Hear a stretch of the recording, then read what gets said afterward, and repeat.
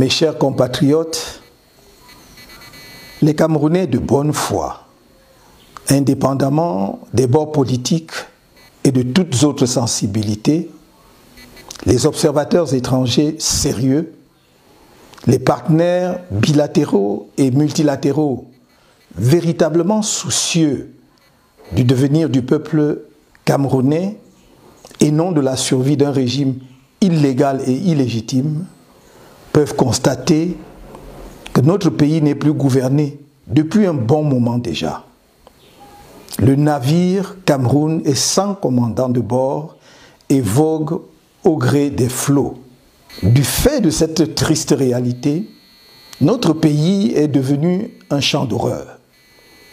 Attaques renouvelées de Boko Haram dans l'extrême nord, assassinat de sang-froid des femmes avec leurs bébés dans le dos dans la même région, massacre de Ngarbou, assassinat d'un nourrisson à Mouyouka, assassinat d'une cruauté inouïe de Florence Ayafor, puis d'une autre jeune femme à Mouyouka, etc.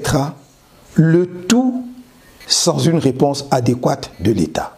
La pandémie de Covid-19 a fait des dizaines de morts et traumatisé les populations sans que cela n'arrache la moindre compassion à M. Paul Biya.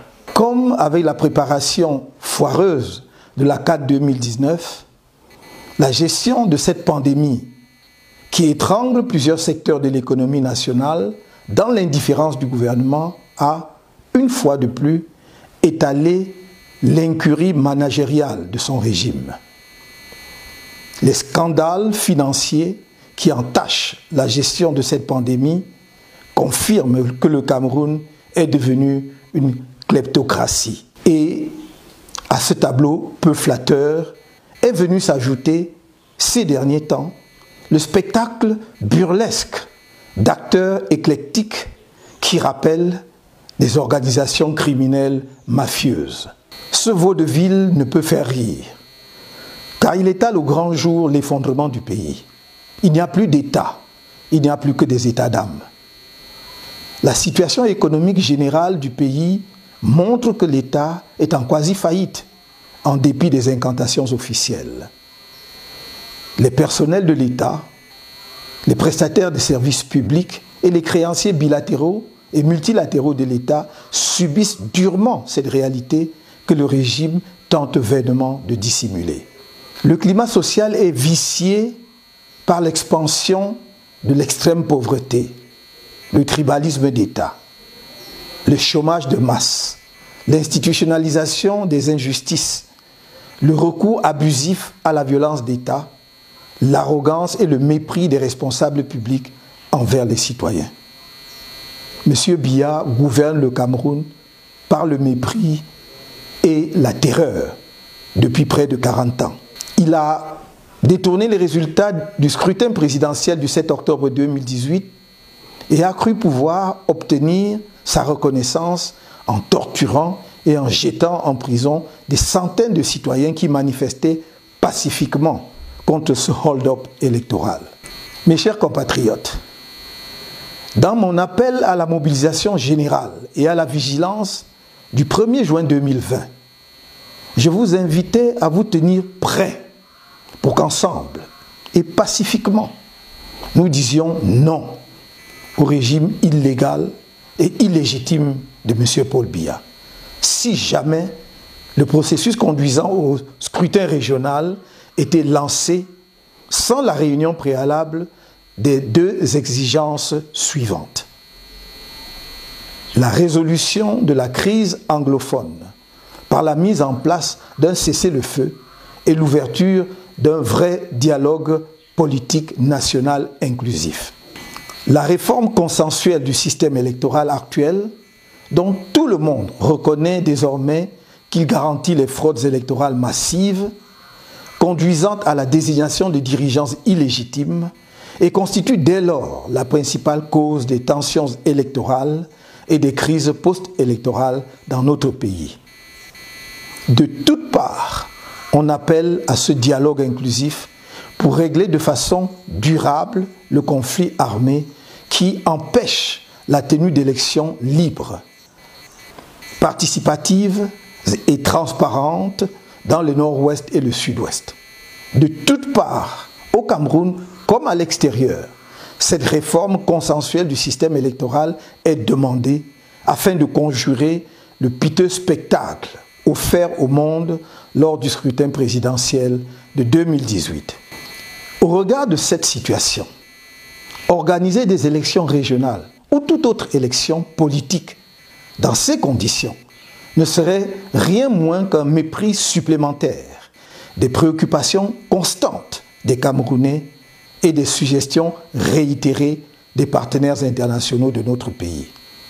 Aussi, j'annonce que toute convocation du corps électoral par le gouvernement illégal et illégitime de Yaoundé avant la prise en compte et une mise en application effective des deux exigences rappelées ci-dessus emportera automatiquement lancement d'une gigantesque campagne nationale d'appel au départ pur et simple de M. Biya du pouvoir, sans qu'il ait besoin d'attendre une nouvelle communication à cet égard.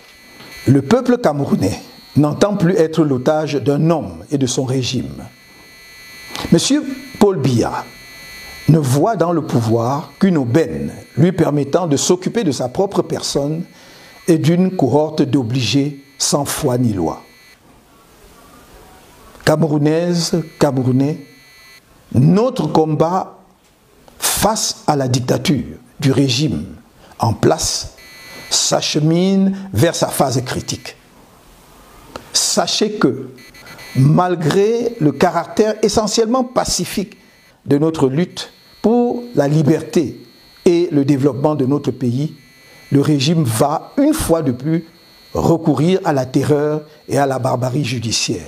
C'est l'occasion pour moi de demander aux éléments des forces de sécurité et de défense, aux autorités administratives et judiciaires de comprendre que cette lutte qui oppose les défenseurs des libertés fondamentales, de l'état de droit, du progrès collectif et de la démocratie à un régime obscurantiste, corrompu et incompétent qui méprise le peuple souverain, n'est pas engagé contre eux, ni contre aucun citoyen camerounais épris de justice et soucieux de l'avenir de notre pays et de sa jeunesse qui désespère. C'est notre devoir commun, le vôtre et le nôtre, de donner à cette jeunesse une chance et d'assurer au Cameroun le rayonnement international qu'il mérite. Camerounaises, Camerounais, le devoir patriotique nous appelle. Nul ne devra manquer à cet appel.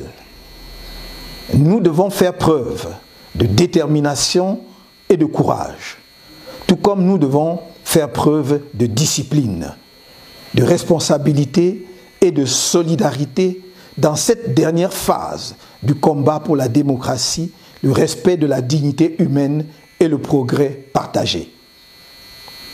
Comme je n'ai cessé de dire, nous voulons nous sortir de la dictature du régime qui étouffe notre pays par la lutte pacifique.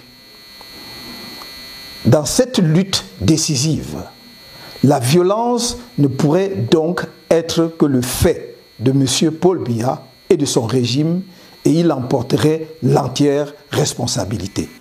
Camerounais de l'intérieur et de la diaspora, tenez-vous prêts. Nous ne devons plus accepter d'être l'objet de moquerie des autres Africains. Si l'heure est arrivée, alors elle est arrivée. Je ne vous trahirai pas. Que Dieu bénisse le Cameroun.